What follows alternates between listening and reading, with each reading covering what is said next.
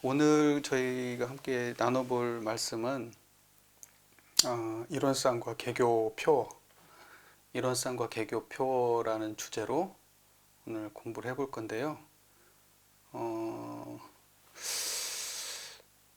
이제 처음에 교전을 피면은 이제 이론쌍이 이제부터 시작을 하죠. 이제 이 이론쌍이 이 모든 것에 이 모든 교전이 결국에 이론상 한 자리의 설명이고, 이론상을 어떻게 드러낼 건지, 이론상이 뭔지, 어떻게 해야 우리가 이론상을 체받아서 신앙하고 수행할 건지, 이론상을 제대로 우리가 신앙 수행해서 세상을 어떻게 이롭게 할 건지, 뭐 하여튼 그 모든 것들의 하여튼 가장 그 근원되는 그러한 진리를 맨 먼저 상징적으로 이렇게 이론상으로 보여주신 거죠. 그러고 난 다음에 이제 두 번째로 딱 한 장을 넘기기 시작하면 물질이 개벽되니 정신을 개벽하자, 이제 이렇게 딱 시작을 합니다. 그러니까 물질이 개벽되니 정신을 개벽하자, 이 한 문장은 이것이 이제 저희 개교표라고 보통 얘기를 하잖아요. 요것만 제대로 저희가 깔끔하게 이해를 해도 요 나머지 그 뒤에 있는 것들 이해하는 게 상당히 수월합니다. 수월하고 사실은 그 이론상을 진리, 신앙, 수행 이걸 어찌 보면 제일 먼저 하는 게 맞을 것 같은데, 왜냐면 첫 번째 동그라미만 딸랑 있으면 이게 무슨 말인지 모르잖아요. 이게 그래서 요걸 갖다가 요렇게만 하고 넘어가야 되나, 이걸 여기서 또 설명한다는 건 뒤에 있는 걸 다 설명한다는 게 되는 거고 좀 그렇기는 한데, 하여튼 대종사님께서 그 이론상을 그 신앙의 대상이자 수행의 표본으로 딱 모시고 원불교가 나온 거예요. 그러니까 원불교는 결국 그 이론상으로 시작해서 이론상으로 마무리돼야 됩니다. 이제 그게 안 된다고 할 때는 좀 문제가 생길 수 있겠죠. 예, 그건 이제 뭔가 대종사님이 교법을 잘못 설명했다, 우리가 이렇게 판단하기는 좀 어렵고, 대종사님께서 말씀하신 교법을 우리가 좀 부족하게 이해했다, 잘못 이해했다, 이렇게 판단해 보는 게 맞을 것 같아요. 그래서 이론상이라고 하는 것은 우리가 신앙의 대상과 수행의 표본의 하나의 상징물, 신앙의 대상, 수행의 표본을 우리가 언어적 상징으로 수도 없이 책으로 써낼 수는 있지만, 도형적으로 표현한 것은 이 이론상이라고 하는 거, 이거 딱 이거죠.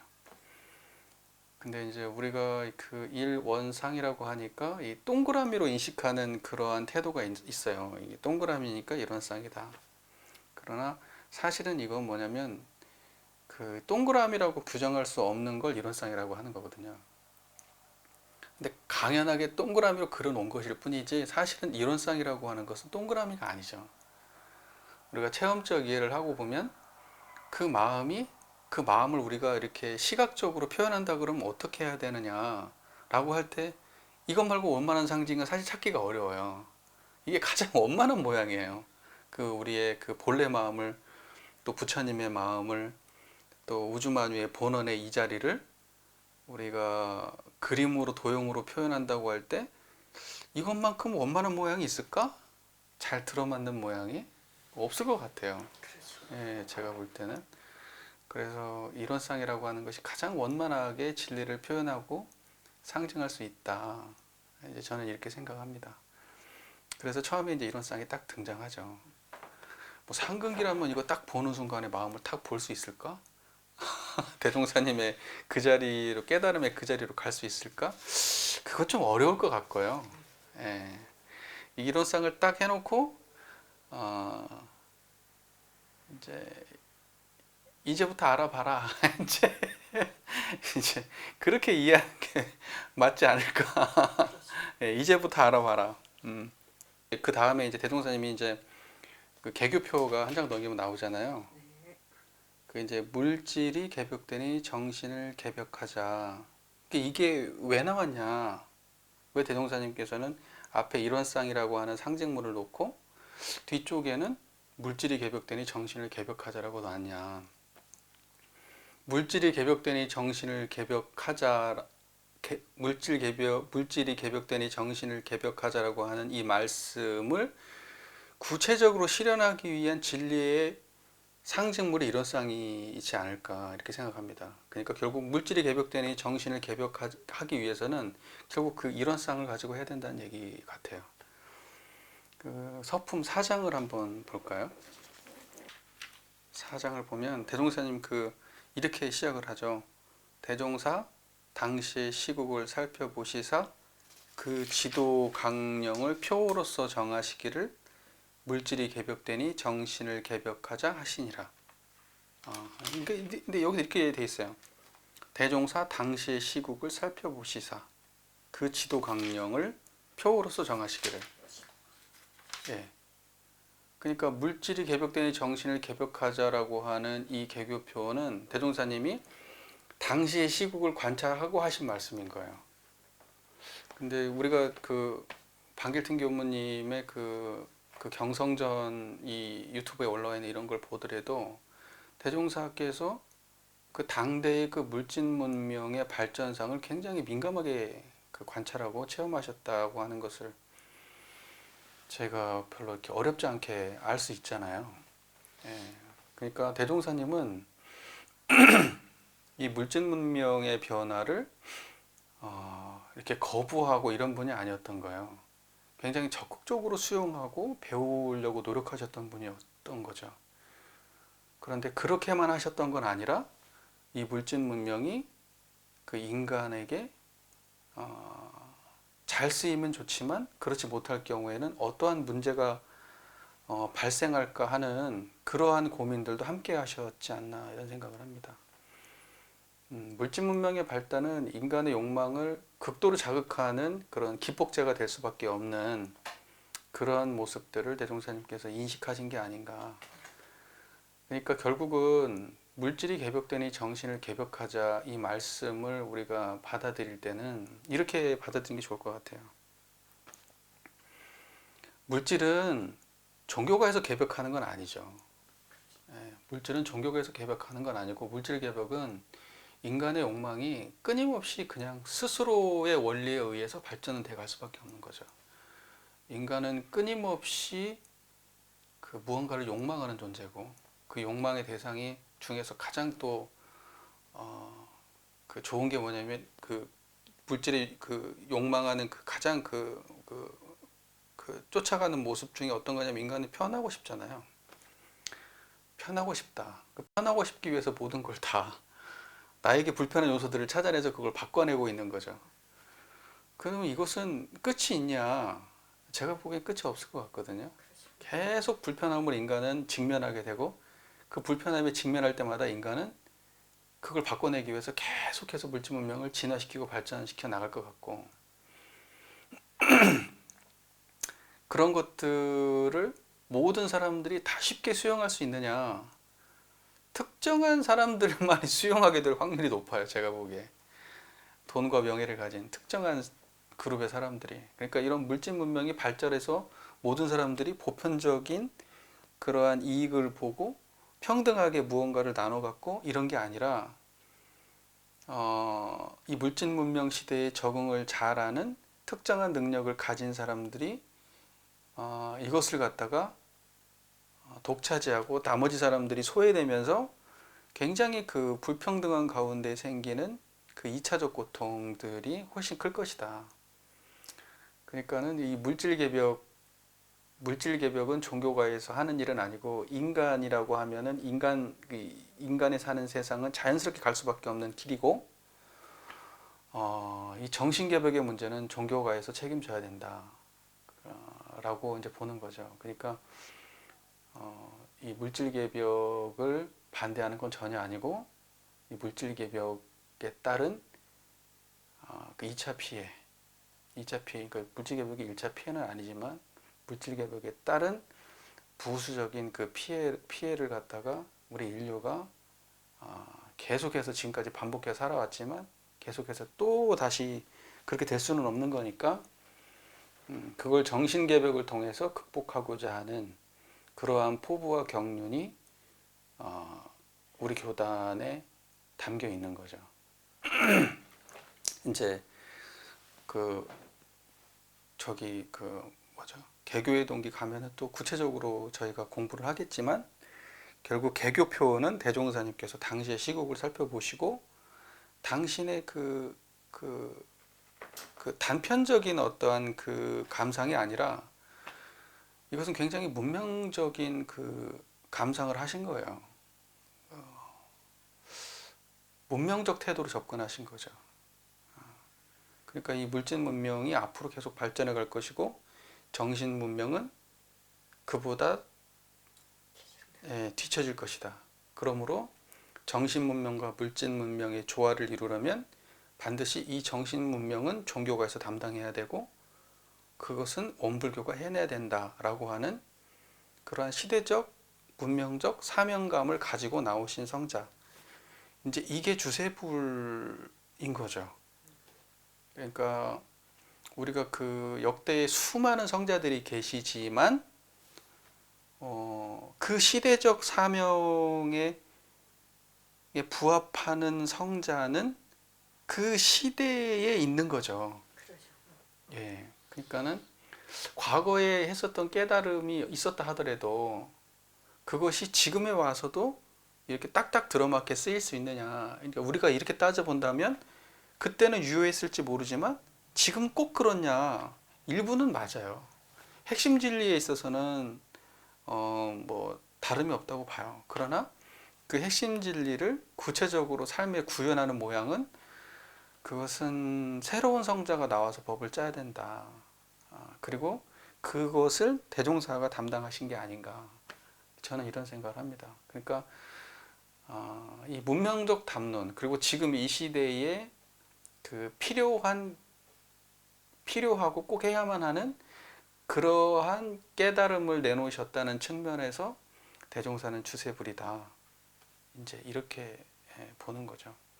꼭 주세불 이렇게 하면 또 불교에 국한된 느낌이 있는데 주세성자 이렇게 표현하는 게 더 맞지 않을까? 이런 생각을 합니다.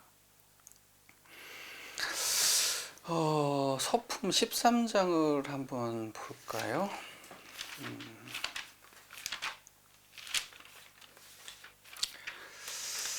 서품 13장을 보면은 이제 한번 서품 13장을 잠깐 한번 같이 한번 읽어보시죠. 오늘 읽어보면 대종사 구인단원에게 말씀하시기를 지금 물질 문명은 그 세력이 날로 용성하고 물질을 사용하는 사람의 정신은 날로 쇠약하여 개인, 가정, 사회, 국가가 모두 안정을 얻지 못하고 창생의 도탄이 장차 한이 없게 될지니 세상을 구할 뜻을 가진 우리로서 어찌 이를 범연히 생각하고 있으리요. 예, 성현들도 창생을 위하여 지성으로 천지에 기도하여 천의를 감동시킨 일이 없지 않나니 그대들도 이때를 당하여 전이란 마음과 지극한 정성으로 모든 사람의 정신이 물질에 끌리지 아니하고 물질을 사용하는 사람이 되어주기를 천지에 기도하여 천의의 감동이 있게 하여 볼지어다. 그대들의 마음은 곧 하늘의 마음이라 마음이 한번 전일하여 조금도 사가 없게 되면 곧 천지로 더불어 그 덕을 합하여 모든 일이 다 그 마음을 따라 성공이 될 것이니 그대들은 각자의 마음에 능히 천의를 감동시킬 요소가 있음을 알아야 할 것이며 각자의 몸에 또한 창생을 제도할 책임이 있음을 항상 명심하라 하시고 일자와 방위를 지정하시어 일제히 기도를 계속하게 하시니라. 그 물질 문명이 그 세력이 날로 용성하고 물질을 사용할 사람의 정신은 날로 쇠약하여 이렇게 나오죠. 개인, 가정, 사회, 국가가 모두 안정을 얻지 못한다. 자, 그러므로 창생의 도탄이 장차 한이 없게 된다. 그러므로 우리가 이 세상을 구해야 된다. 이제라는 거죠. 그러니까 우리에게 이렇게 절대절명의 사명이 심어지기가 참 쉽지 않잖아요. 누가 하라고 시떠민 것도 아닌데 자발적으로 이런 일을 하는 거잖아요. 예. 그러니까 물질 문명이 그 세력이 날로 융성할 것이다 라고 하는 것을, 근데 앞으로 이제 대동사님께서 이제 이걸 우리가 이제 후천 시대에 이제 5만 년 대원 뭐 이런 말씀을 하시는데, 지금 이제 대동사님의 이 말씀 이후로 지금 얼마 안 지났어요. 앞으로 물질 문명은 그러면 어느 정도 가다가 말 것이냐, 그런 건 전혀 아니라는 거죠. 물질 문명은 대종사님께서 말씀하신 그 전부터 또 그 이래로 끊임없이 계속해서 발전해 갈 것이다. 끝나지 않을 거거든요. 저희들이 이 물질이 개벽되니 정신을 개벽하자 할 때, 그러면 이 물질이 뭐냐, 이제 우리가 이렇게 정의를 해볼 수가 있는데, 그 원불교 안에서는 그 물질을 보통 두 가지로 정리해 볼 수가 있어요. 물질을. 하나는 그 물질이라고 하는 것이 이런 돈이나 어떤 물건이나 만져지는 거, 보여지고 만져지고 이렇게 촉감되어지는 이 모든 것들을 물질 세계라고 볼 수 있고, 그 다음에 물질이라고 하는 그것들로 기인해서 반응해지는 우리 내적 문제들, 이런 것들까지 포함하면 저는 이걸 물질의 세력이라고 개인적으로 정의를 합니다. 그러니까 물질의 세력으로 따지면 이건 심리적 차원까지 포함하는 거다. 그래서 저는 그냥 물질 그러면 만져지고 보여지고 느껴지는 이러한 현상의 물건들 뿐만이 아니라 이것들과 반응하는 내적인 모든 것들, 모든 감정이나 생각이나 어떤 판단이나 어떤 의지나 어떤 기억이나 이런 모든 것들이 전부 다 물질이다. 이렇게 정의 내릴 수가 있지 않을까 이렇게 생각합니다. 그건 우리 교전에 그걸 구분하는 말씀들이 있어요. 한번 찾아볼 텐데, 교의품 29장을 한번 보실까요?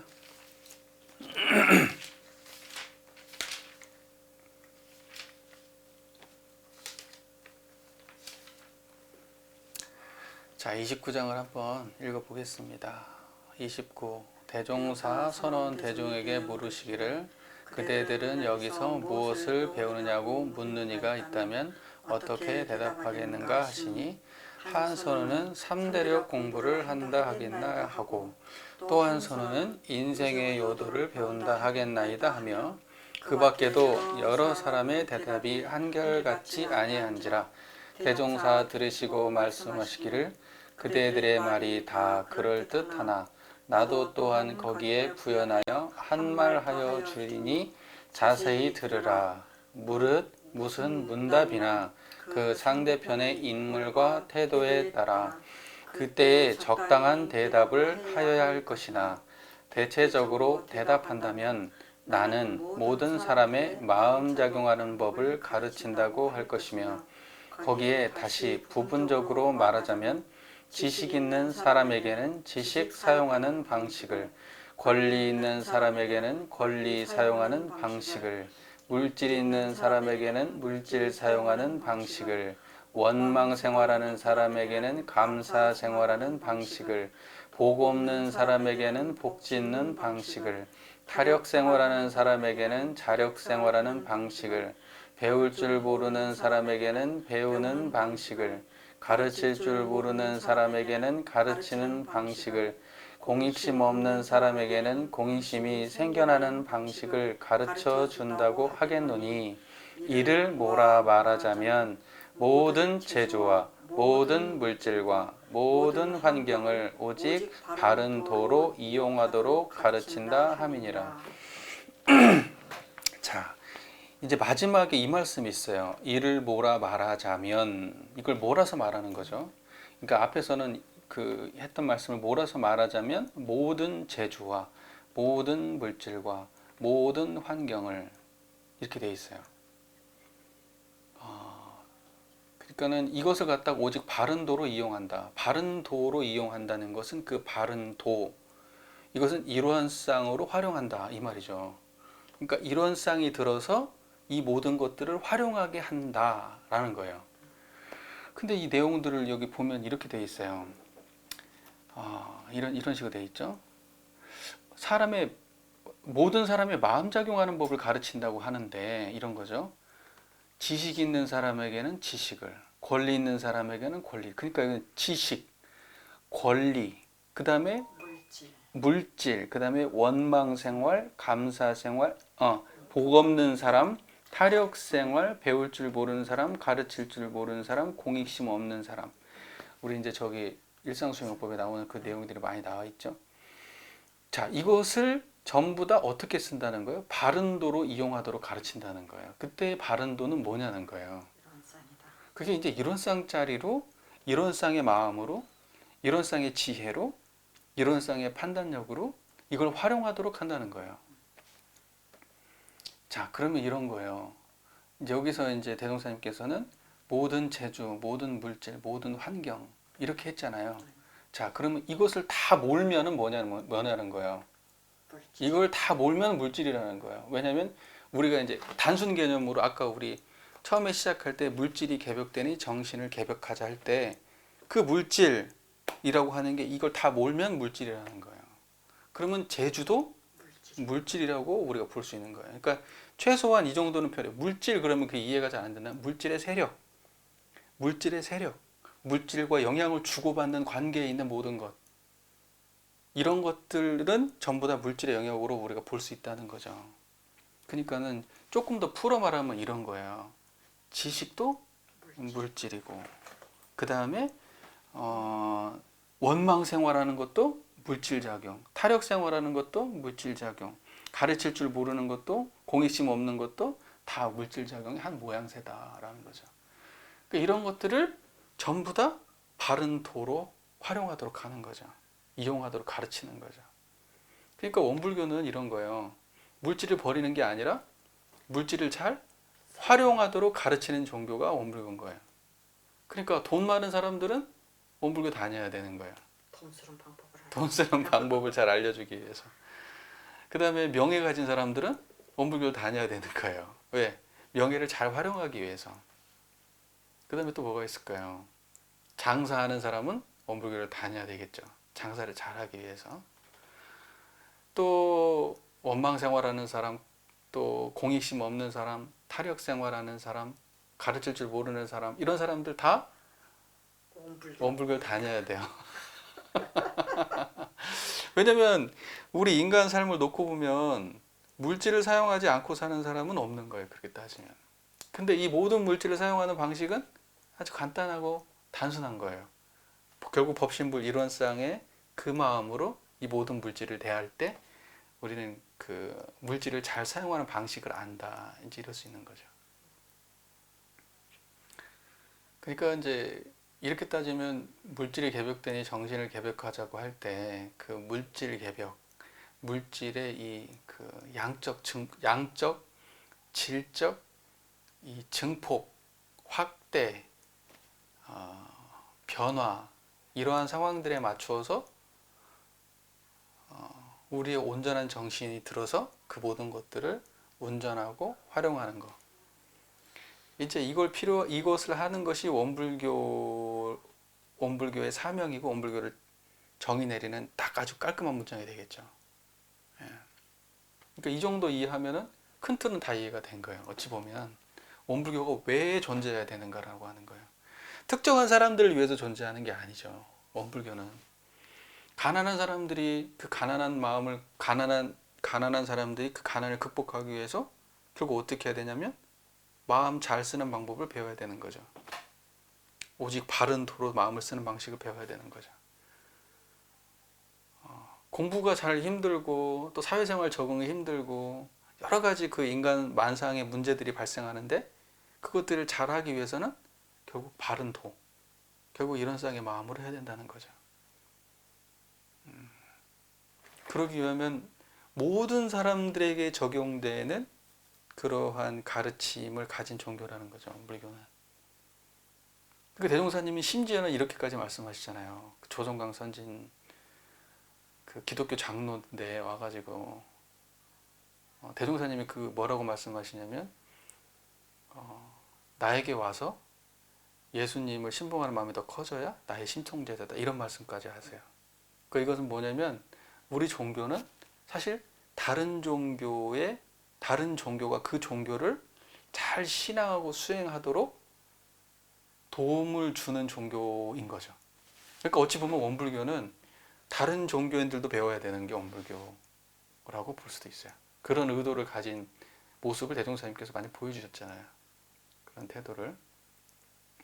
철학과 사상을 공부하는 사람들도 원불교를 공부해야 되는 거예요. 가정살림 잘하려고 하는 사람도 원불교를 공부해야 되는 거예요.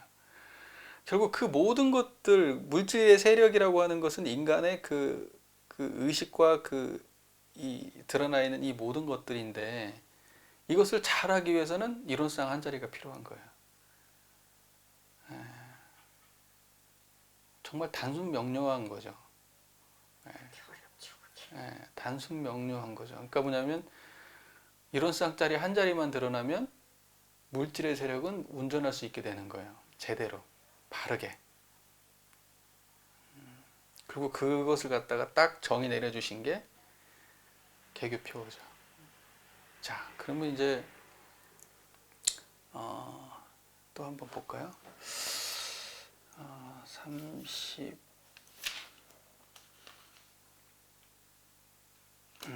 31장 한번 읽어볼까요? 31장. 대종사 말씀하시기를 안으로 정신문명을 촉진하여 도학을 발전시키고 밖으로 물질문명을 촉진하여 과학을 발전시켜야 영역이 쌍전하고 내외가 겸전하여 결함없는 세상이 되리라. 그러나 만일 현대와 같이 물질 문명에만 치우치고 정신 문명을 등한시하면 마치 철 모르는 아이에게 칼을 들려준 것과 같아서 어느 날 어느 때에 무슨 화를 당할지 모를 것이니, 이는 육신은 완전하나 정신의 병이 든 불구자와 같고, 정신 문명만 되고 물질 문명이 없는 세상은 정신은 완전하나 육신의 병이 든 불구자와 같나니, 그 하나가 충실하지 못하고 어찌 완전한 세상이라 할 수 있으리요. 그러므로 내외 문명이 병진되는 시대라야 비로소 결함 없는 평화 안락한 세계가 될 것이니라. 지금 현실을 대종사님께서 바라보고 개교표를 내셨는데, 당신이 볼 때는 정신 문명을 등한시하고 있다고 보신 것 같아요. 지금은 물질 문명에만 치우쳐 있다. 따지고 보면은 우리 조선이 일본의 식민 지배를 받게 되는 그 상황도 사실은 물질 중심의 사고 방식에서 기인한 거겠죠. 그 당시에 이제 앞다투어서 모든 그 서구 열강들이 식민 지배를 앞다투어서 하고 있을 때, 피를 빨아먹고 그러고 있을 때 그 태도는 뭘까 생각해 보면 거기에는 정신 문명이 없는 거죠. 바로 거기서부터도 인간의 욕망 이상도 이하도 없는 행동인 것이죠. 그 모든 행위들이. 그러니까 이제 그때 당시에 세계적 정세도 다 그렇게 흘러갔던 거예요. 흘러갔던 거죠. 그러니까 그 사람들은 힘을 가지고 착취를 했는데 그게 마치 철 모르는 아이가 칼 들고 있는 것과 같은 거죠. 칼 자체가 나쁜 거냐? 그렇게 따지면 칼 자체가 나쁜 것은 아니라는 거죠.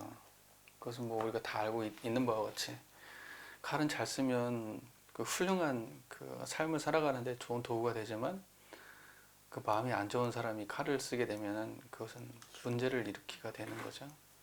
지금 서구에서 하고 있는 지금 뭐 큰 나라들이 지금 하는 짓들이 다 그래요. 근데 좀 우리나라도 그렇게 되지 않으리란 보장 없거든요. 대종사님께서 이제 미래 예언이 이제 우리나라의 국운과 교훈이 함께 갈 것이다라고 하는 걸 우리가 항상 말을 많이 하는데, 정말로 국운과 교훈이 함께 갔으면 좋겠어요. 그것은 다름 아닌 이제 이 물질 문명 중심의 사고가 아니라 이 정신 문명이 물질을 견인하는 그러한 시대가 되어야만 가능한 얘기겠죠. 그게. 그러니까 우리의 역할이 더 중요하다고 생각합니다. 그래서 저는 이제 뭐 국운과 교원이 같이 간다.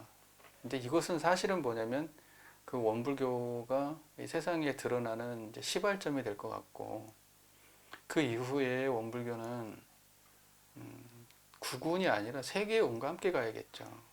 우리 스스로 그 세계 종교라고 이렇게 이야기한다고 한다면 사실은 그 우리나라에 국한된 그 판단을 해서는 안 되고요. 특히나 요즘 같은 그 정보통신이 발달한 이런 시대에는 사실은 뭐냐면 이제 그 물리적인 국경의 그 틀이 없잖아요. 지금은 굉장히 넘나드는 시대이기 때문에 원불교 교리를 정말 그 전 세계에 뿌릴 수 있는 굉장히 좋은 여건이 갖추어져 있기 때문에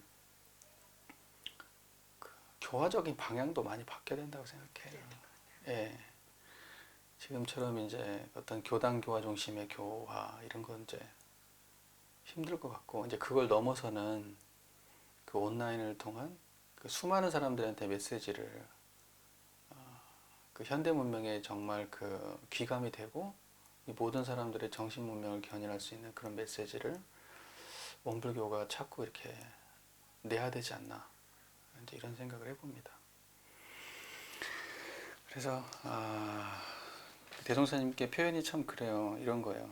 여기 보면 이제 도학을 안으로 밖으로 물질 문명을 촉진하여 과학을 발전시켜야 되지만 안으로 정신 문명을 촉진해서 도학을 발전시켜야 된다.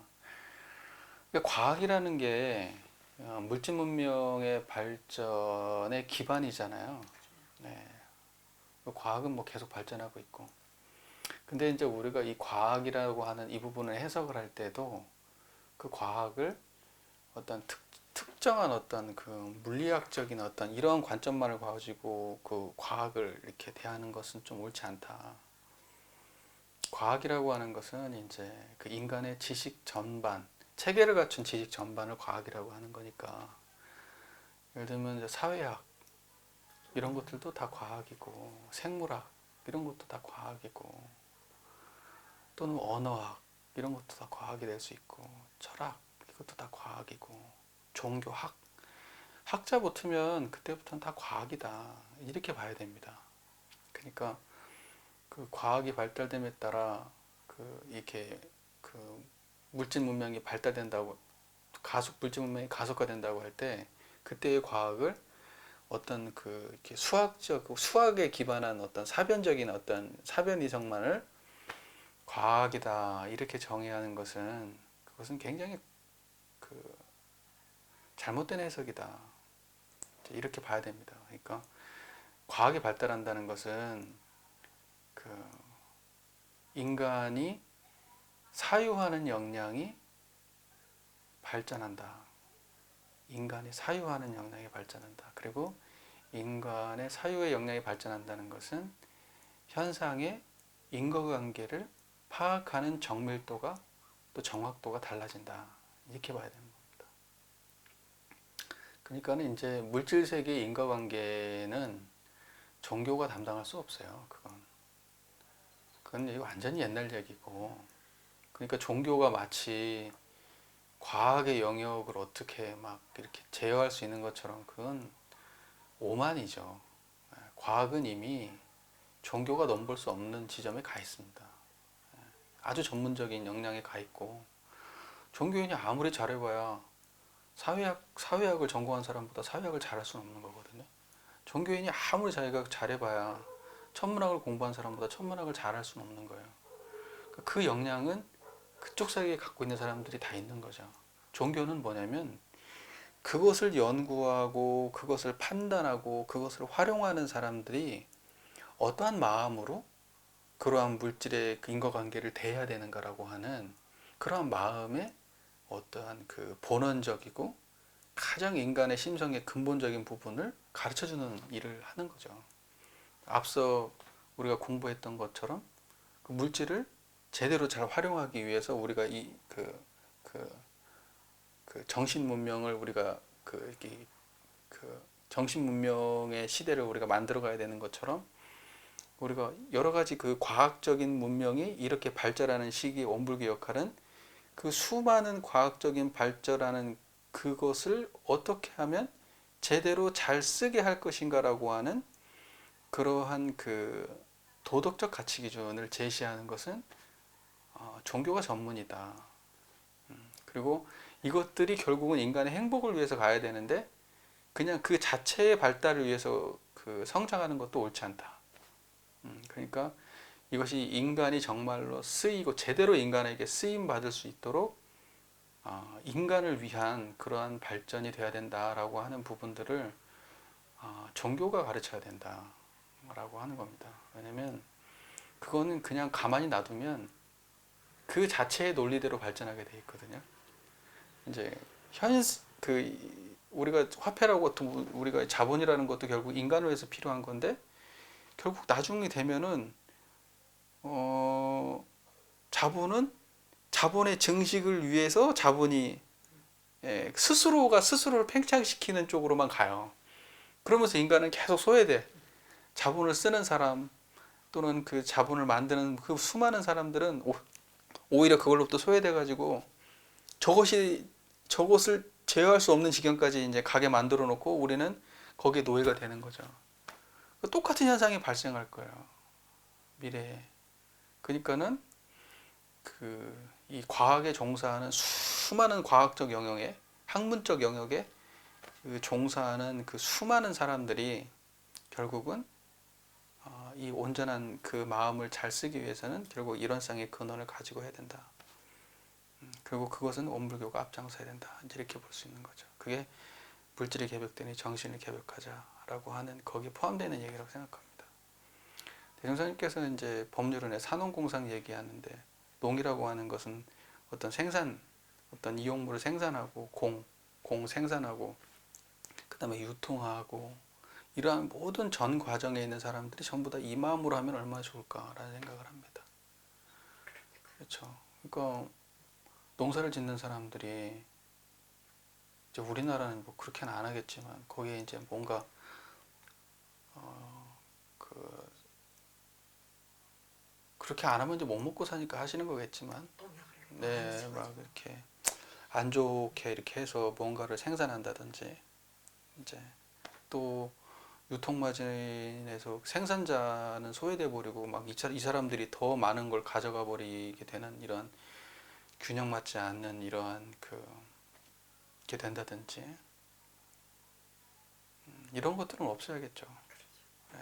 그러니까는 왜 생산하는 사람과 유통하는 사람과 판매하는 사람들이 그리고 그걸 사는 사람들이 소비하는 사람들이 다 같이 이로운 그 공정한 그런 길을 찾아가야 되는데 가만히 놔두면 인간은 자기 욕망을 극대화하는 방향으로 흘러가잖아요. 양심이 작동하지 않거든요. 욕망의 거의 대부분의 사람들은 져요. 그러니까 공정한 사회가 안 되는 거죠. 그 특정하게 뭐 부동산을 많이 소유한 사람들, 특정하게 어떤 대기업을 운영하거나 자본가들, 이런 사람들의 이익이 이 전체 이익의 거의 대부분을 가지고 있잖아요. 이게 온전한 거냐는 거예요. 이건 심각한 불균형의 문제잖아요. 그러니까 이게 벌써 이게 물질 문명에 잠식당한 모습을 극명하게 보여주는 거거든요. 그 일원상이라고 하는 그 마음을 가지고 우리가 그게 보편화된 사회가 된다고 하면 이것이 불공정하다는 것을 사람들이 인식 못할 수도 없고 또 그걸 갖다가 그 갑의 위치에 있는 사람들이 이걸 갖다가 행하지도 않을 것이고 사람들이 그렇게 그걸 용납하지 않으니까. 근데 우리는 정말로 좀 답답한 게 자기가 착취 당하는지도 몰라요. 정치할 때도 항상 보면은 자기가 손해보는 곳만 찍어요. 그런 거 보면 참 답답하죠. 돌아가는 게. 결국 인류는 평등으로 갈 수밖에 없어요. 평등. 모든 사람들이 잘 사는 세상으로 갈 수밖에 없어요. 그러니까 제도적으로는 갖춰졌다고 하지만 아직 멀었죠. 특정한 사람들이 그 제도로 제도마저도 특정한 사람들이 쥐고 있으니까 특정한 그 이익을 가진 사람들이 그걸 쥐고 지금 흔들고 있기 때문에 그것도 어려운데 사실 인류는 결국 평등 세계로 갈 수밖에 없죠. 그게 인류가 가야 될 방향이고 왜 그러냐면 이론상 자리가 평등하니까 그래요. 인간의 본성이 원래 평등하고 그렇기 때문에 그러죠. 물질을 벗어난 세계를 딱 우리 마음속에서 찾아본다면 그것은 평등한 자리야. 물질에 끌려있는 마음을 직면하면 그것은 반드시 기울어져 있는 마음이죠.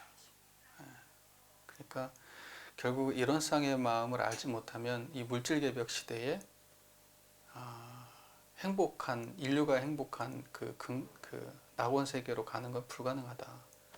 이제 이렇게 볼 수밖에 없는 거죠. 자, 32장을 한번 볼까요?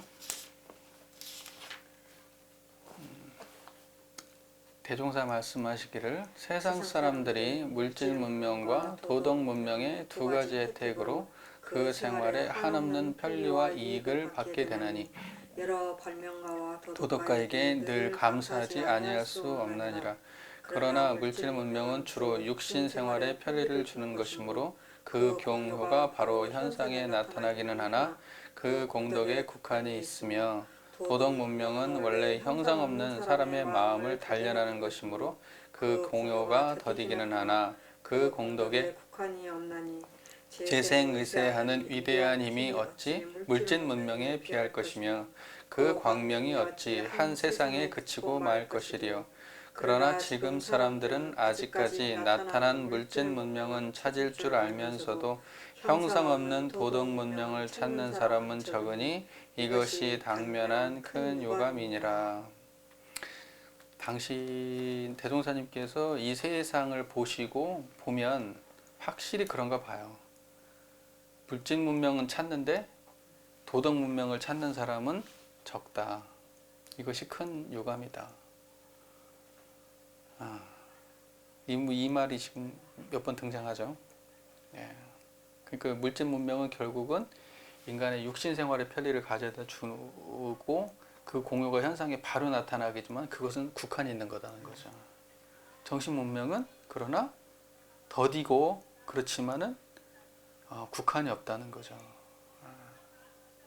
공덕의 국한이 없다는 거죠. 이런 생각을 해봐요. 이렇게 법을 만드는 사람, 법을 집행하는 사람, 정치를 하는 사람, 또는 뭔가 이렇게 경제를 움직이는 저 상위에 있는 그 몇 퍼센트의 사람이 이런 마음을 가졌다. 도덕 문명에 관심이 있는 사람이다. 그럼 이 세상이 어떻게 될까? 근데 그런 생각을 해보죠. 그래서 대종사님께서 이제 그런 얘기 하잖아요. 앞으로 공무원들이나 이런 사람들, 우리 원불교 교도증이 있어야 그런 세상이 진짜 올지는 모르겠지만 상당히 일리 있는 말씀이죠. 이제 인과적으로 따지면 상당히 일리 있는 말씀이죠. 앞으로 적어도 공직 세계에서는 최소한 이 정도의 인성의 레벨이 검증이 안 되면 제가 보기에 힘들지 않나 저는 그런 생각을 해봅니다. 그러니까 근데 이런 사람이 결국은 그러한 사람들을 이렇게 사람들의 행불행을 판단하는 위치에 올라간다고 할 때는 올리려고 한다고 하면 결국 사람들의 보편적 인식 수준이 높아져야 돼요. 예, 왜냐하면 선거를 통해서 뽑게 되기 때문에 사람들이 돈에 꽂혀 있는 사람들은 인간의 욕망을 자극하는 사람들을 뽑을 거잖아요. 그러나 내가 조금 손해 보더라도 다른 사람에게 이익을 간다고 하면 그것을 택할 수 있는 사람들은 또 그런 정책을 하는 사람들을 뽑을 건데 과연 지금 다른 나라는 모르겠지만 우리나라를 놓고 보면 우리가 그 정도까지 갔나? 그 정도는 못 가지 않았나 싶어요. 예. 많이 좋아지긴 예, 많이 그래도 좋아지긴 했지만 결국은 우리가 저기 아파하는 누군가가, 손해보고 있는 누군가가 내가 나의 이익을 취하는 과정에서 저 사람들이 외면됐다고 할 때 결국 나도 언젠가는 저 위치에 가 있을지도 모른다는 생각을 우리는 못해요. 그러니까 우리가 이 세상을 좋게 만들어야 된다는 그 가장 중요한 만들어야 되는 가장 중요한 이유는 내가 그 상황에 닥칠 수 있다라는 것을 인식해야 되기 때문이죠. 또 내가 아니더라도 내 자녀, 또 내 자녀 이후에 손자, 그 이후의 세대들이 결국 내가 만들어 놓은 세상을 살아가게 될 거라는 거죠. 그런 면에서 봤을 때는 결국은 이 세상은 이익관계로 흘러가는 세상이 되어서는 안 된다라는 거죠. 그게 물질 문명을 경계해야 되는 모습 중에 하나의 또 모습이 될 수 있을 것 같아요. 그래서 그 적어도 그 원불교에서 그 공부하는 사람들은, 원불교의 신앙 수행하는 사람들은 이 물질 문명, 이 물질의 세력을 반드시 정신의 세력을 확장해서 이것을 갖다가 온전하게 해야 된다라고 하는 것은 항상 떠나면 안 되지 않나, 이런 생각을 합니다. 그리고 우리가 언어 속에서도 그걸 좀 많이 썼으면 좋겠어요. 그러한 이야기들을. 이게 물질이 개벽되니 정신을 개벽하자라고 하는 이 개교표를 꼭 가지고. 그러니까 우리는 신앙을 할 때도 이 그 대동사님은 처음부터 이 사실은 뭐냐면 이 문명을 바꾸려고 하는 욕망에서 이걸 시작하신 거거든요. 재생의세 하려고 하는 그 욕망, 가장 그 서원에서 이걸 시작하신 건데, 그것을 막상 우리 그 교도님들이나 그리고 성직자들 다 포함해서 이렇게 제가 출가를 다 포함해서 이렇게 놓고 보면 너무 개인적인 수준에 머물러 있어요.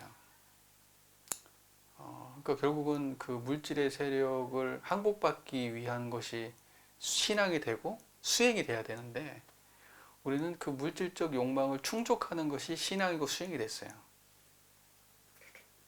그것은 대종사님의 의도하고는 전혀 다르게 가는 모습이라고 볼 수 있죠. 그러니까 기도하는 모습을 보면 다 해주세요, 해주세요, 해주세요 하는 거거든요. 근데 그 해주세요, 해주세요, 해주세요 하는 모습들 속에서 보면 타인이 배제되어 있어요. 그리고 이 문명세계, 이 세상이 배제되어 있는 거예요. 거기에는 오직 나와 내 가족만 있는 거예요. 내가 시험에 붙으면 누군가 떨어져야 되잖아요. 근데 우리는 내 아들을 시험에 붙여달라고 빌고 있거든요. 근데 그게 불편해야 돼요, 사실은. 내 아들이 열심히 했으면 당연히 붙어야 되고. 그러니까 사실 이렇게 하는 게 더 열심히 노력하게 해주세요, 우리 아들이. 그리고 그 노력한 만큼, 그 노력한 그대로 우리 아이가 그걸 받아들일 수 있게 해주세요. 내가 부족하면 부족함을 받아들이고, 내가 잘했으면 잘한 거에 자만하지 않고 살게 해주세요. 우리 신구와 기도에 보면 다 그런 내용이 잘 나와 있는데, 그게 이제 우리가 기도를 해야 되는 것이 그런 거죠. 근데 뭔가 해줘야 되고 뭔가 이루어져야 된다고 하면 그건 인과를 거스르는 일이 돼버려요. 그것은 마치 기독교에서 하나님이 모든 걸 창조하시고 하나님의 뜻대로, 하나님의 섭리대로, 하나님의 역사하심대로 이 세상이 굴러간다라고 하는 그런 인식 속에 있는 거하고 비슷한 거예요. 그러나 인과를 우리가 신앙하는 사람들, 합리적 사고를 하는 사람들은 그렇게 하면 안 돼요, 사실은. 내가 빌어가지고 우리 아이가 성공한다? 그러면 그건 인과를 벗어난 거잖아요. 다른 아이가 더 많은 노력을 했고 더 많이 피땀을 흘렸는데 그 아이가 그걸 못 가져가는 상황이 발생한다 그러면 이건 공정하고 원만한 세상이 아니잖아요. 그래서 예전에 TV를 보니까 어떤 그 권투 선수가 이렇게 얘기를 하더라고요. 예능에서 봤나? 정확히 제가 어디서 봤는지 기억이 안 나는데 그 권투 선수가 그 얘기를 하더라고요. 상대방이 네가 나보다 연습을 더 많이 했으면, 노력을 더 많이 했으면 네가 가져가라, 이렇게. 그래서 그 얘기를 듣고, 야, 저 정도 자신감이 있나. 그러니까 이 사람은 뭐냐면, 나는 저 사람보다 내가 노력을 더 많이 했기 때문에 내가 이길 것이다. 나는 확신한다. 이렇게 얘기를 하는 거예요. 그런 게 그냥 인과에 맞는 얘기예요. 그런 게. 그리고 그렇게 사는 게 떳떳한 거고. 남이 가야 될 자리를 누군가를 밀어내고 거기에 자식을 앉혀놓는다든가 아는 사람을 앉혀놓고 이 세상에 다 지금 그렇게 상당히 많은 부분 그렇게 돌아가잖아요. 예, 많이 그렇잖아요. 이렇게 사는 건 참 그게 떳떳하지 못한 거고 어떻게 보면 인류 문명을 굉장히 좀먹고 있는 거예요, 사실은. 그러니까 이런 것들이 물질 개벽과 정신 개벽 이 사이에 있는 문제들인 거죠, 전부 다.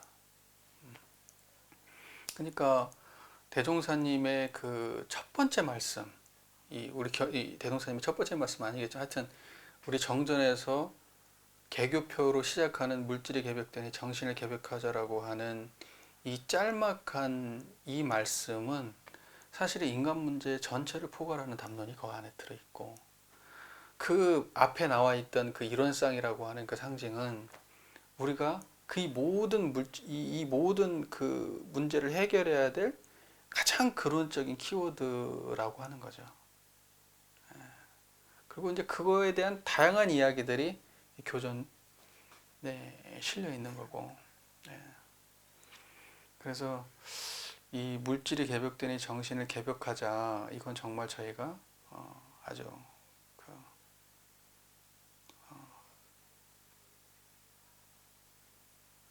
어디 원불교 어느 부분을 공부하더라도 여기서 벗어나면 안 되는 거죠. 어느 구절, 어느 구석에 있는 법문 말씀 하나를 보더라도 이 안에 들어와야 되는 겁니다. 이 안에서 벗어나면 안 돼요. 그러니까는 인과 해석하는데 여기서 벗어나는 해석해도 안 되고 과학적 태도를 벗어나도 안 돼요. 욕망을 갖다가 벗어나 버리라고 해도 안 되고 그렇다고 완전히 벗어나야 된다. 완전히 그 쫓아가야 된다고도 얘기해도 안 돼. 거기는 그 대동사님께서 물질이 개벽되니 정신을 개벽하자 할 때는 물질의 세력과 정신의 세력의 그 아주 그 균형감에 대한 말씀을 하고 계신 거거든요. 그 정신이라고 하는 것을 정신을 개벽하자 할 때 그 정신이 뭐냐 이제 열고 열어야 되는데 정신을 열고 열어야 되는데 개벽을 해야 되는데 그럼 정신이 뭐냐라고 하면은 그 정신수행의 요지에 밝혀져 있어요. 사막에 정신이라 함은 마음이 뚜렷하고 고여요 분별성과 주착심이 없는 경지를 이름이요 이렇게 되어 있죠. 분별성과 주착심이 없는 그 마음, 그 온전한 정신이 물질을 운전하도록 해야 된다. 이제 이거죠. 그럼 분별성과 주착심이 없는 그 온전한 마음이 뭐냐? 그게 일원상이라고 하는 거죠. 하나로 뚜렷한 모습, 하나로 뚜렷한 마음의 상태. 이게 일원상이죠. 그것이 분별성과 주착심이 없는 마음이고 여기서 얘기하는 정신의 세력이라고 하는 것은 그 세력을 말하는 거죠. 우리가 어떠한 물질적인 어떤 감정을 대할 때 어떤 물질의 세력인 감정을 대할 때 물질의 세력인 어떠한 판단을 대할 때 물질의 세력인 경험을 대할 때 물질의 세력인 어떤 그 무엇을 물건을 대하고 돈을 대하고 타인을 대할 때 그때 분별성과 주착심이 없는 온전한 정신을 가지고 대하느냐 이제 이게 관건이라는 거예요.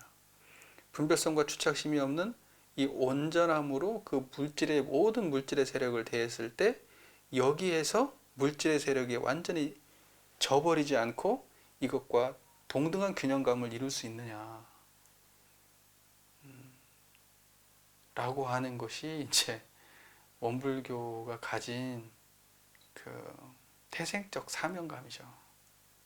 이제 이게 안 되면 이제 존재 이유가 없는 거예요. 원불교에서. 그러니까 생각해 보면 이런 거예요. 우리 내부에도 물질의 세력에 끌려가고 있는 모습들이 굉장히 다양하죠. 뭐 교도님들 사이에서 교당에서 당신이 뭔가 존재감 있어 보이려고 하는 태도들 다 명예욕이죠. 명예욕. 다 물질의 노예죠. 또 교무님도 교도들 위에 군림하려고 하는 태도 다 물질의 노예죠. 또 변화의 시대에 종교가 계속 변화의 시대에 발맞춰 나가야 되는데 그러지 못하고 계속 과거에 정체되어 있는 태도. 이거 다 물질의 노예죠. 그 다음에 또 뭐가 있을까요? 교리적 해석. 교리적 해석도 시대에 발맞춰야 되는데 특정한 몇몇 사람들이 한 그 교리적 해석을 계속 가지고 가는 거. 이것도 물질의 노예적인 거죠. 그러니까 물질의 노예가 안 되려면 변화를 갖다가 일방적으로 끌려가도 안 되지만 변화를 수용하지 못하는 것도 다 물질의 노예적인 태도인 거예요.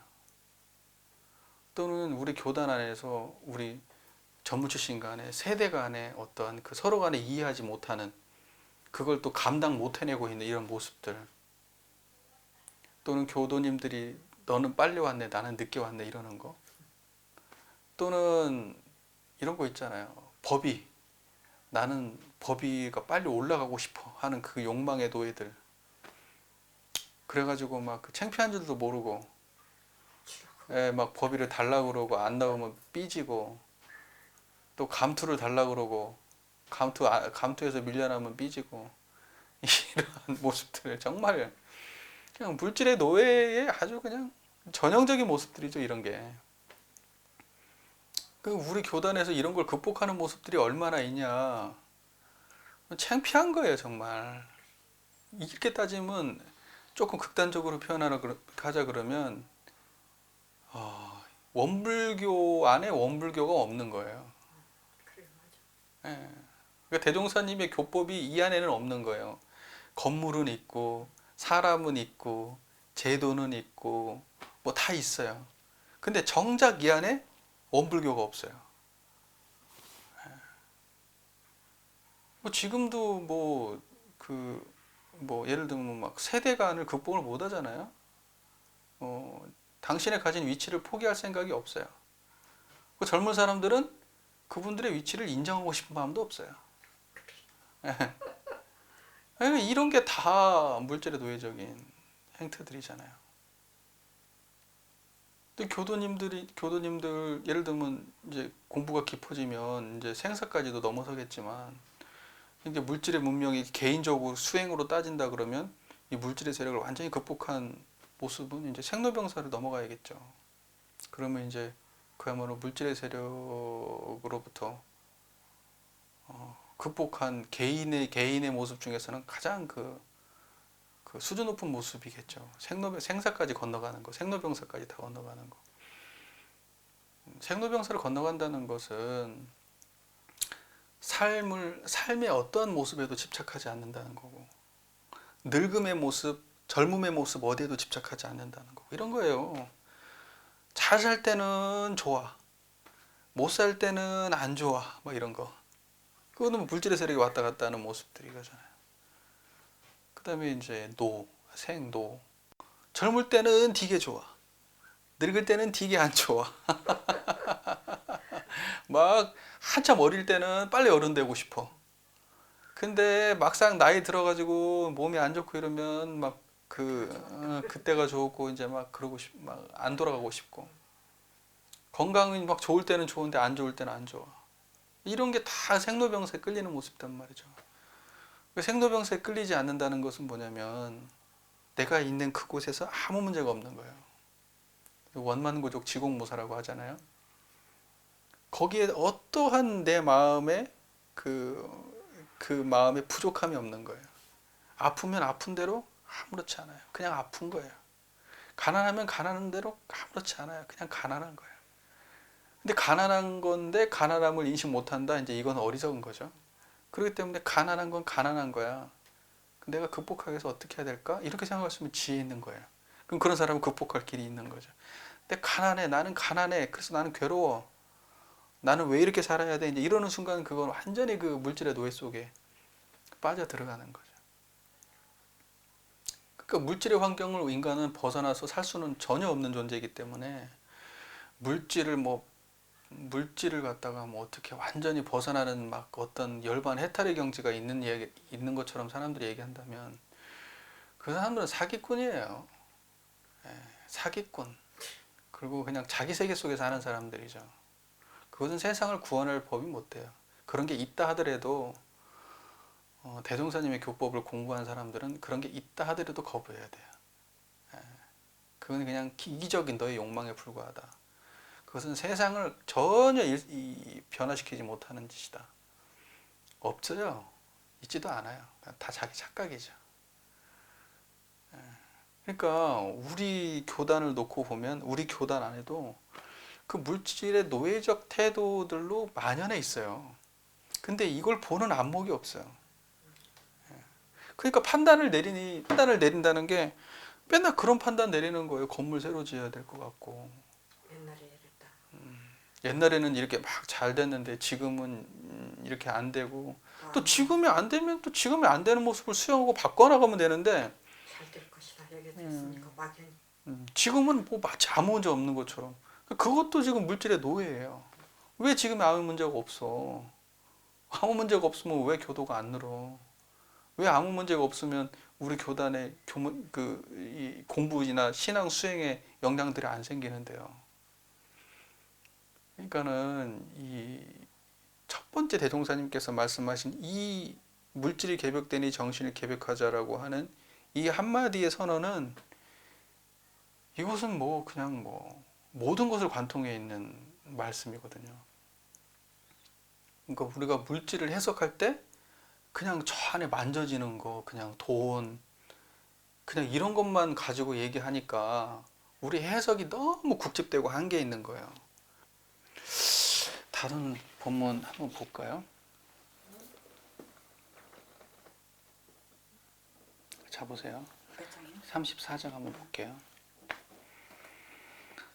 자, 34. 대종사 영산에서 선원 대중에게 말씀하시기를 지금 세상은 전에 없던 문명한 시대가 되었다 하나 우리는 한갓 그 밖으로 찬란하고 편리한 물질 문명에만 도취할 것이 아니라 마땅히 그에 따르는 결함과 장래 영향이 어떠할 것을 보아야 할 것이니 지금 세상은 밖으로 문명의 도수가 한층 나아갈수록 안으로 병맥의 근원이 깊어져서 이것을 이대로 놓아두다가는 장차 구하지 못할 위경에 빠지게 될지라. 세도에 관심을 가진 사람들로 하여금 깊은 근심을 금하지 못하게 하는 바이니라. 그러면 지금 세상은 어떠한 병이 들었는가? 첫째는 돈의 병이니 인생이 온갖 향락과 욕망을 달성하면은 돈이 먼저 필요하다는 것을 알게 된 사람들은 의리나 염치보다 오직 돈이 중하게 되어 이로 인하여 모든 윤기가 쇠해지고 정의가 상하는 현상이라. 이것이 곧 큰 병이며 둘째는 원망의 병이니 가정, 사회, 국가가 서로 자기의 잘못은 알지 못하고 저편의 잘못만 살피며 남에게 은혜 입은 것은 알지 못하고 나의 은혜 입힌 것만을 생각하여 서로 미워하고 원망함으로써 크고 작은 싸움이 그칠 날이 없나니 이것이 곧 큰 병이며 셋째는 의뢰의 병이니 이 병은 수백 년 문약의 폐를 입어 이 나라 사람에게 더욱 심한 바로서 부유한 집안 사람들은 하는 일 없이 놀고 먹으려 하며 자기의 친척이나 법 가운데라도 혹 넉넉하게 사는 사람이 있으면 거기에 의세하려 하여 한 사람이 벌면 10사람이 먹으려 하는 현상이라.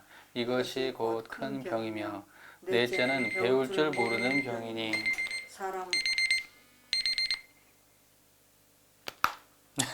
넷째는 배울 줄 모르는 병이니 사람의 인격이 그 구분은 배우는 것으로 이루어지는지라.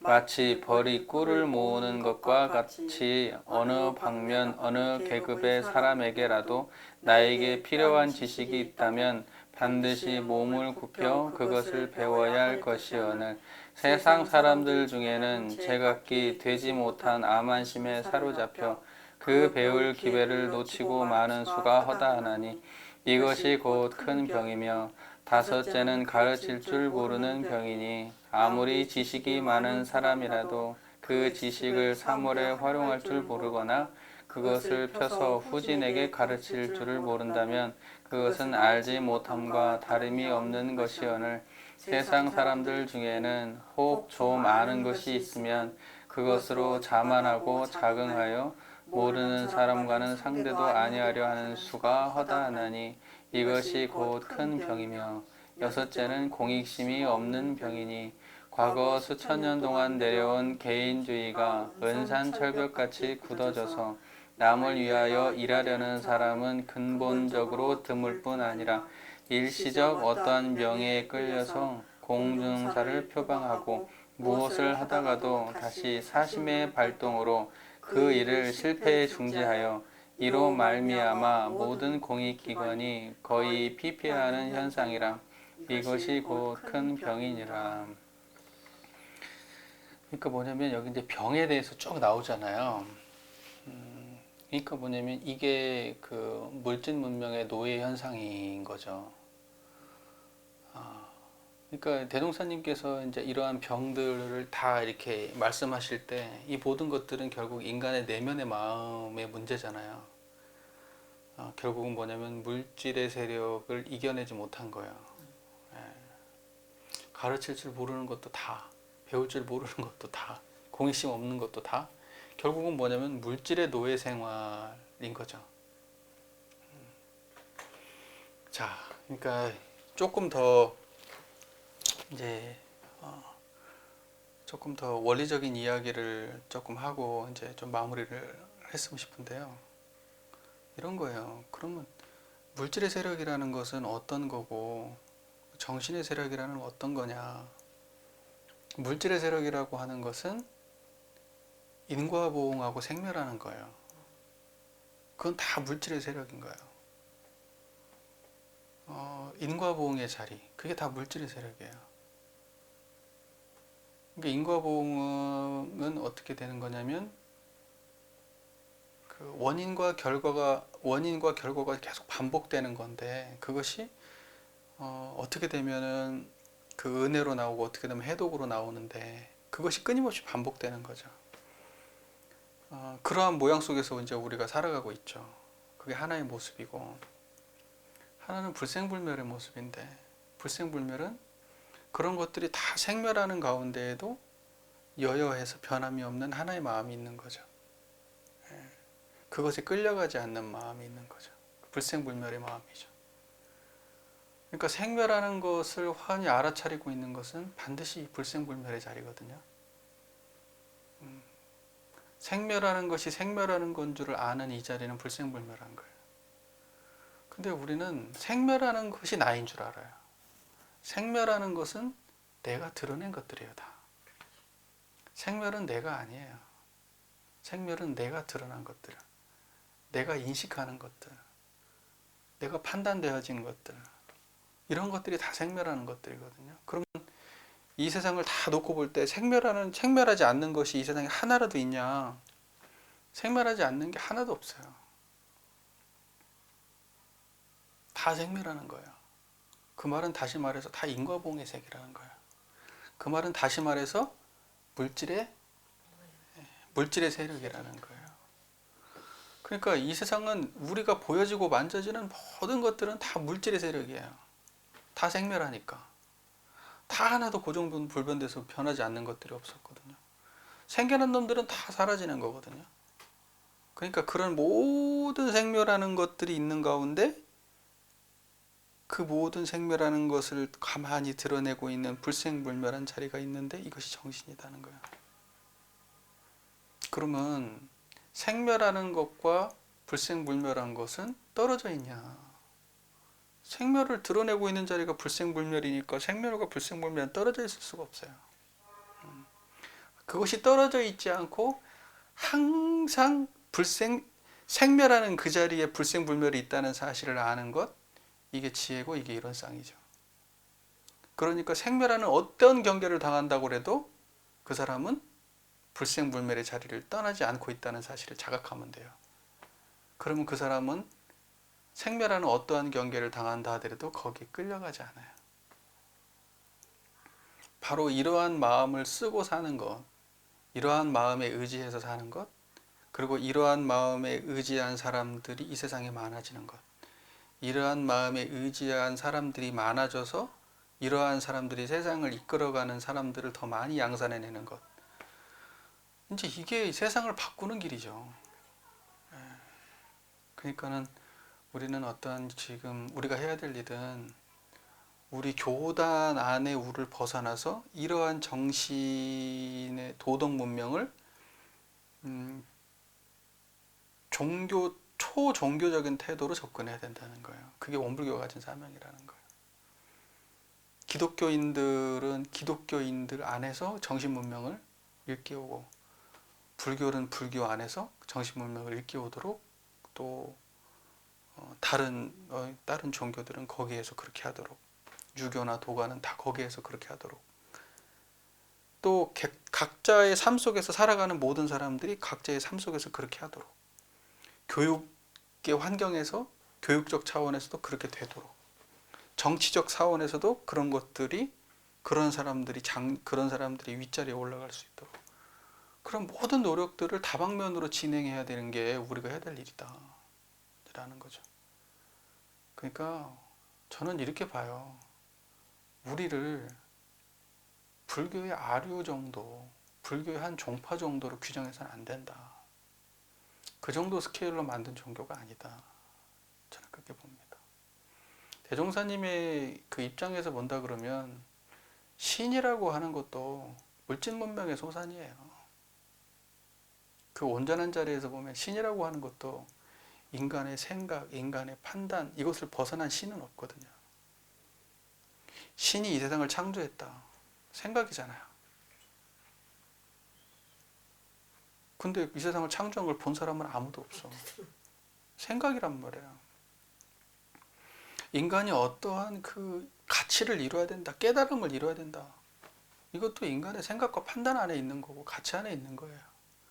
그걸 모든 걸 드러내고 있는 근본, 이것은 뭐냐면 종교를 초월하고 문명을 초월하고 인종을 초월하고 성별을 초월하고 세대를 초월하는 거예요. 이 분별성과 주착심이 없는 온전한 정신이 과거에 없었냐? 과거에도 있었고, 그럼 미래에 없을 거냐? 미래에 있을 거고. 저쪽에 바다 건너 사람들은 모르냐? 그 사람들도 똑같은 마음이 있는 거예요. 단지 세력이 확장되지 않은 거예요. 모르는 거고. 그러니까 그 모든 사람들의 그 온전한 정신을 열어주는 일을 원불교가 해야 된다는 거죠. 그게 물질이 개벽되는 정신을 개벽하자 하는 그 말인 거예요. 그러니까 그 한마디가 사실은 뭐냐면 이 원불교 교전 전체를 대변하는 한 문장인 거예요. 그러니까는 이제 여기에서 우리가 이제 옳게 짚어야 될 것은 뭐냐면 물질과 정신이 뭐냐는 거예요. 물질과 정신은 떨어져 있은 적이 없다는 거예요. 나중에 이제 이론상의 진리 가서 이제 또 논리 구조에 대해서 또 배워지게 되겠지만, 내가 지금 이 이야기를 들리는 그것은 생멸하는 놈이고 듣고 있는 이 자리는 불생불멸한 거예요. 떨어져 있지 않잖아요. 하나로 뚜렷한 모양 그대로 있잖아요. 이게 이론상인 거예요. 이게 이론상의 감각인 거죠. 대종사는 이 감각으로 모든 교리를 풀어내고 계신 거예요. 모든 세상을 이 감각으로 조망하고 계신 거고. 그러니까는 이런 성자들은 물질 문명을 손바닥 안에 올려놓는 분들이죠. 하나도 끌려가지 않아요. 그냥 딱 올려놓고 다룰 수 있는 역량이 있는 내적 힘이 있는 거죠. 왜? 이 균형감이 탄탄하니까. 근데 여기서 벗어나지도 않아요. 이 안에 있어요. 그것을 갖다가 철저하게 자각하고 계세요. 그러니까 우리는 자부심을 가져야 돼요, 사실은. 예. 우리가 이러한 그 인류의 그 시대적, 공간적 이 모든 것을 초월한 이러한 종교가 나왔다고 하는 것은 정말 인류의 큰 경사인데 우리가 너무 잘 몰라요.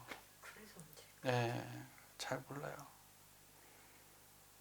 그래서 첫 번째 오늘 이게 지금 제가 이것만 하려고 했던 게 아니라 개교표를 나머지 다 하려고 했는데 지금 첫 번째 하나만 했는데 첫 번째 하나만 지금 너무 길게 했는데, 이제 지금 했던 이 이야기가 그 앞으로 계속 반복될 거예요. 왜냐면 이게 다니까. 예, 이것 말고 더 없거든요. 물질, 정신. 물질과 정신, 이것이 뭐냐면 인과보험과 불생불멸이에요. 물질과 정신, 이것이 인과보험과 불생불멸이고, 물질과 정신, 이것이 진공묘유예요. 이것이 바로 진공묘유라고 딱 설명하기는 어려워요. 이게 보통 이것은 정신을 진공묘유라고 하고 공정정지라고 하는데, 하여튼 그렇게 이 모든 이 논리 구조가 다 포함되어 있어요. 수행상에도 다 들어가 있어요. 수행이 뭔데요? 수행이라는 게 딴 거 없어요. 인간의 그 탐진치라고 하는 그 물질의 세력, 이거 항복받는 게 수행이란 말이죠.